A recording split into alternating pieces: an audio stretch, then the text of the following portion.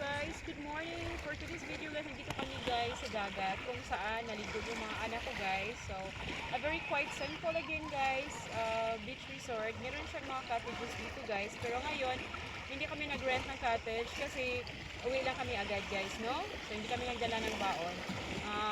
Ano guys, counting facility lang yun guys, yung mga daily routine guys. Kasi walang klase ngayon guys, kasi nag-declare yung taga-DepEd na walang klase kasi sobrang init dito sa amin sa Cebu.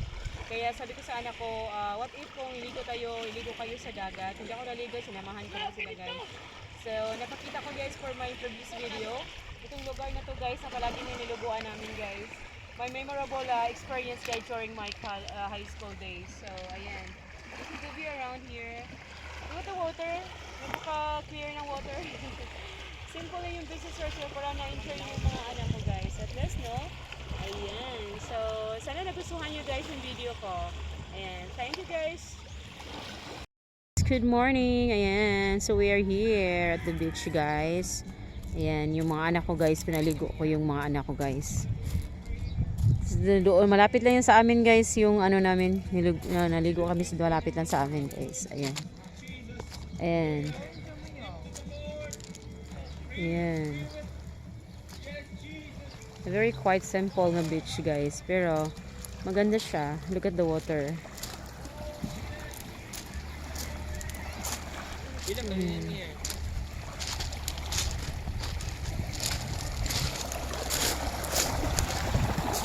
Ang linaw ng tubig guys.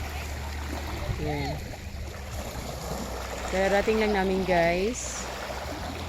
Ayan yung mga bata doon guys. Oh. Maraming mga bata. Kadalasan sa mga pamumuhay dito guys, yung pangingisda. No? Klase-klaseng pangingisda guys. Tingnan niyo yung mga bangka guys. Oh. So, klase-klaseng pangingisda yung ano nila. Yung pamumuhay nila dito guys. No? A source majority dito guys nakatira. Source of living nila guys yung fishing. Yan. That's it. Yan. Tapos yung mga kids doon. No? Ayan. Palagi kami nandito guys kasi may mga cottages sila. Tapos ngayon hindi kami nag-rent ng cottage kasi uwi lang kami agad. So, ayan. Para relax lang yung mga siblings ko guys. Kaya dinala ko sila dito.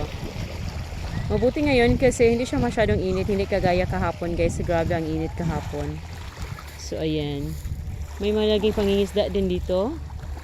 Kagaya niyan. Yung mga kubkub, sabi nila kubkub daw yan. Ayan, look at. Doon sa kabila guys, may mga malalaking mga isda doon. Doon, malaming isda doon. Guys, sa kabila. Mga malaking, ano guys, yung bangka yung ginagamit nila. Ayan. Kaya, no? Ayan.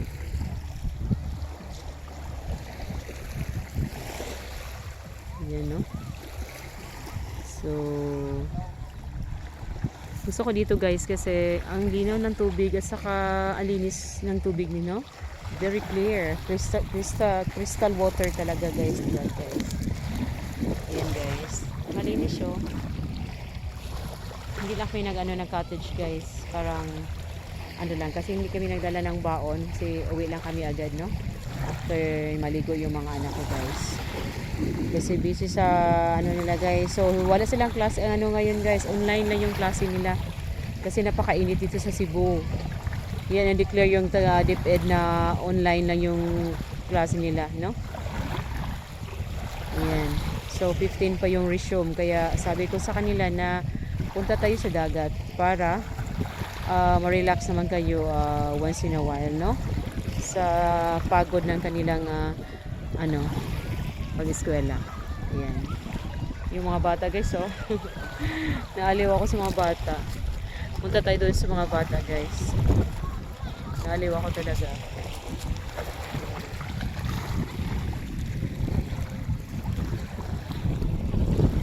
Ayan. Job! Mag-long video ka, Job! Long video ba?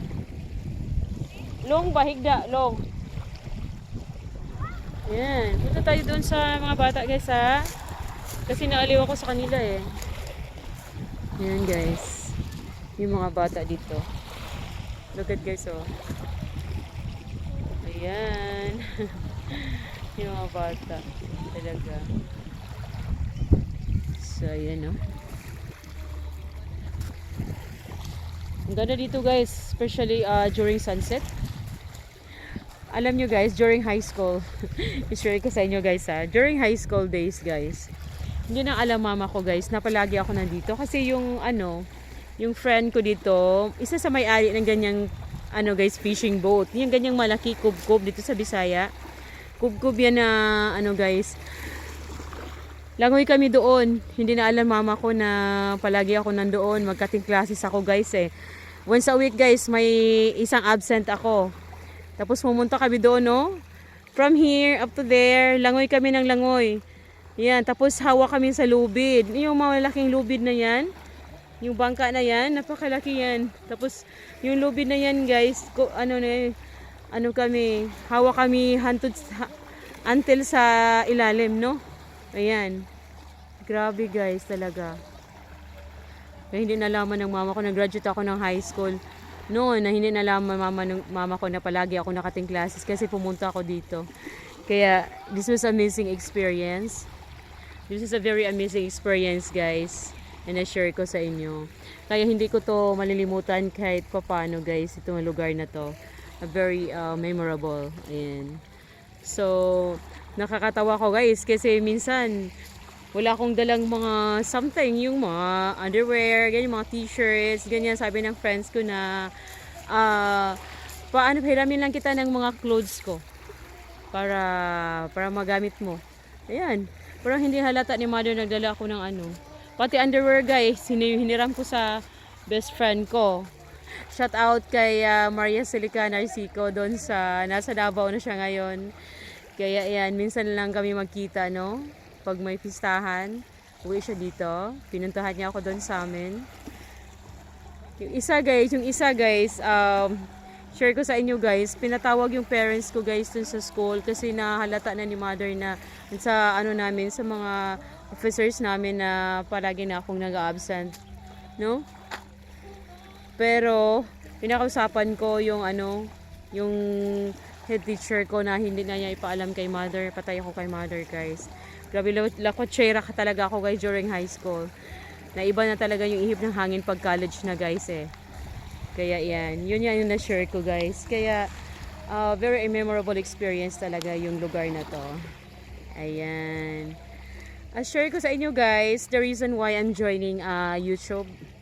Kasi I want to show another guys, talent, no? Na hindi ko napakita before. Mahilig ako sa actingan talaga guys. Nga hindi pa ko yung nakita dito sa YouTube. Kaya yung acting na yan, yun yung ko. Kaya yan. So yun lang yung share ko sa inyo guys. Tapos yung una, yung nag-join ako sa guys sa YouTube. Yung wala pa akong subscribers. Share ko sa inyo guys, nakakatawa yung experience ko talaga. Ito ko lang i-share sa inyo guys. Second time na ako nag-share dito sa YouTube ko guys. Isang nangyari doon yung naghanap ako subscribers. Punta ako sa friends ko guys. Punta ako sa friends ko para mahangi ako na guys para makasubscribe sila sa akin. Pero ayan, sa kasalukuyan guys, hinahabol ako ng aso talaga. Hinahabol ako ng aso guys, grabe. Muntik na akong kagat sa aso talaga guys. Sobrang daming aso, mga 7 yata 'yon.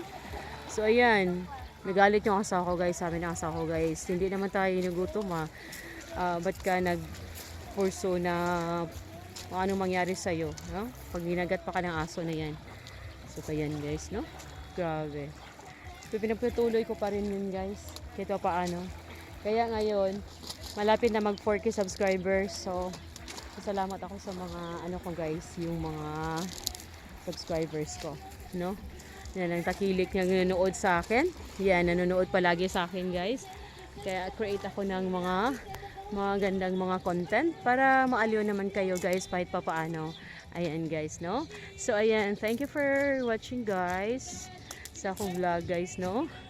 So punta tayo doon sa kung saan nagpark kami guys. Medyo malayo yung park. Ginanda saan kami nagparking kasi look at guys, oh. Kita nyo guys. Grabe ang daming bangka, no? Kaya gusto ko dito guys, nature lang. Napakaganda yung nature. Yung may pamo. Hindi pa ko share sa inyo guys. May ano kami dito guys. May isang fishing boat na nilagay namin dito. Pinaano namin sa friend ni mother. Pero hindi siya yung nag-click yung business na yan guys. Malaki yung pinuhunan namin. Almost 80,000 yata yon. Pero hindi siya nag-click guys eh. Bili kami ng isang fishing boat at saka net. Pamo yung tawag yan. Pamo guys. Pinadala namin sa isang tao dito pero hindi siya nag-click talaga. Kaya saksamang palad, bininta na lang namin. Yun po ang rason guys na palagi ako nandito. Yun yung isang rason. And so ayan no, ibang klaseng mga ano dito guys, yung boat. Doon guys oh, yung malalaking mga bangka doon no. Yan. May malaking mga bangka doon guys. Yan, kub-kub yung tawag na yan. Yung na-share ko a while ago guys na sakay na ako ng bangka na yan guys sa friend ko. Yan, yung lubid na yan guys, yung malaking lubid. Yun ang hinawakan ko patungo dun sa ilalim. Oh, natawa ako guys, grabe. So, this was a very memorable experience guys na i-share ko sa inyo. Sana guys, nagustuhan nyo guys yung na-share ko sa inyo guys ha. So, ayan. So, bye-bye for now guys. Love you all and God bless.